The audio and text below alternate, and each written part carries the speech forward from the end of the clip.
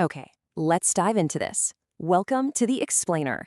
I am absolutely thrilled you're joining us today because, honestly, we are looking at one of the greatest medical marvels in human history. Today, we're decoding the blueprint of immunity, uncovering exactly how vaccines train your body at a microscopic level. Let's get right into it. I mean, it sounds like pure science fiction, right? But what if I told you your body can do exactly that? Think of vaccines not just as a dose of medicine, but as a highly advanced training simulator for your body. They're literally preparing your internal defenses for a massive invasion long before the real dangerous threat ever actually shows up at your door. Section 1. The Blueprint of Immunity. First responders versus special forces. So, your immune system is fundamentally divided into two main camps. First up, you have your innate immunity. Think of these as your first responders. They are incredibly fast, rushing to the site of a cut or an infection within minutes. But they're generalists. They attack everything the exact same way. On the flip side, we have your adaptive immunity. These are your special forces. Now, they're a bit slower to deploy, sure, but they are highly specific. They use precision-based attacks, perfectly designed to neutralize one exact enemy. But how do these special forces actually know who to target? Well, they use something called an antigen. Think of an antigen as a molecular wanted poster. It's just a specific little piece of a virus or bacteria, kind of like a unique spike on its surface, that triggers your adaptive immune system, telling it exactly who to hunt down and destroy. Which brings us to a really fascinating question. Obviously, we want our special forces ready to go. But catching a dangerous disease like polio or measles just to get that immunity, that is incredibly risky. So how do we train these special forces without actually risking a live, potentially deadly invasion? Section 2. The Adaptive Immune Arsenal, Cellular Combat and Memory. Let's zoom in to the microscopic level. Here is the exact pharmacological sequence of what happens after you get a vaccine. Step 1. The vaccine safely introduces that molecular wanted poster, the antigen, without causing the actual disease. Step 2. Scout cells called macrophages detect this foreign material, swallow it up, and display it to the rest of the immune system. Step 3 is the massive mobilization.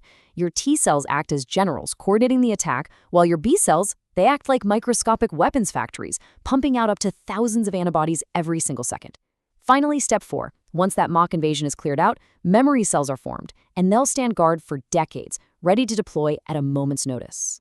And that right there is the crucial point, immune memory.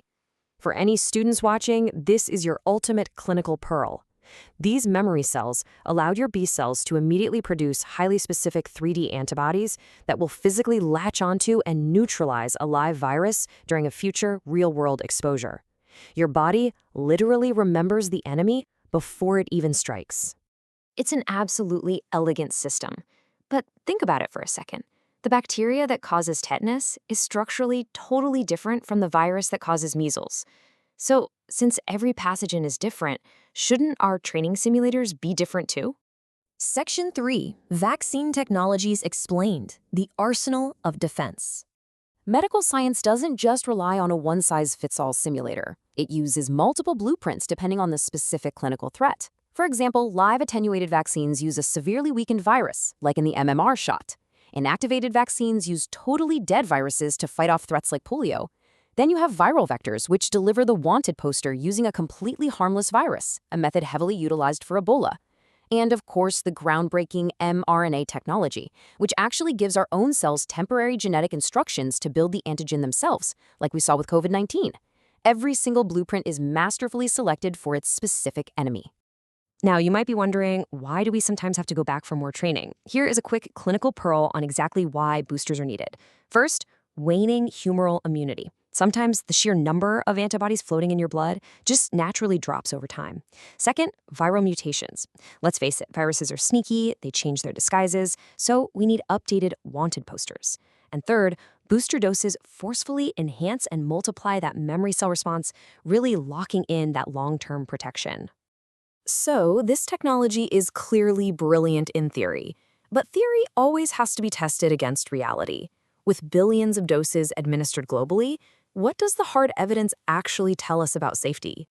Section 4. Safety, Myths, and Reality. Evidence-based facts. Billions. Over the decades, billions of vaccine doses have been administered all over the world. From a clinical perspective, that is a massive, incredibly unprecedented data set. And what this robust data proves time and time again is that vaccines are remarkably safe. Severe adverse effects are exceptionally rare, they're thoroughly monitored, and the benefits of preventing these devastating diseases just overwhelmingly outweigh the risks. Honestly, this mountain of data completely shatters the common myths you might see circulating on the internet. But still, even with this incredible safety profile, we have newborns who are just too young for certain shots, or patients with compromised immune systems, like folks going through chemotherapy, who literally cannot receive a vaccine. So what happens to them? Section 5. The power of herd immunity. Protecting the vulnerable. Well, this is where community steps in. When the vast majority of a population is vaccinated, the virus simply has nowhere to jump. The chains of transmission are physically broken. This creates a literal shield around unvaccinated or immunocompromised individuals. They are protected by the herd. And guys, this is arguably the single most vital public health outcome of vaccination.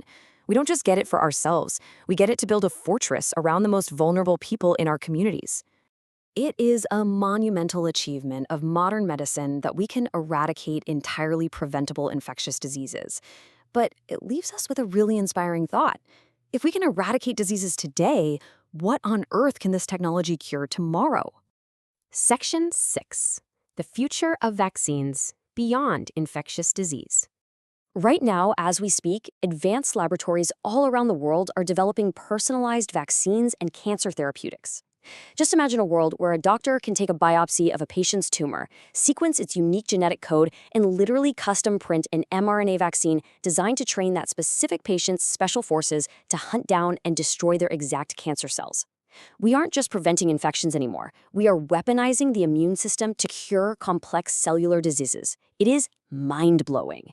All right, before we wrap up, let's lock in our own memory on this topic. Here are your key clinical pearls for today's explainer, especially for the students and curious learners watching. Number 1, vaccines are highly advanced immune simulators. 2, they work by activating our adaptive immunity to create specific long-lasting memory cells.